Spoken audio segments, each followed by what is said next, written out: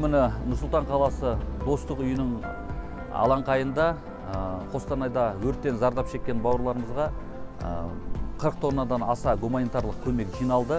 Негізінен бұл гуманитарлық көмекті жинаған осы Нұр-Сұлтан қаласының этномәдени бірлестіктерінің өкілдері, кәсіпкерлер, қарапайым азаматтар, Назарбаев университетінің түлектері де осы жақта бірлесіп өздері де келіп көмектесті. Бұл жерде негізінен матрастар, көрпелер, аяқ киімдер, ең негізгі қажетті азық-түлік өнімдері.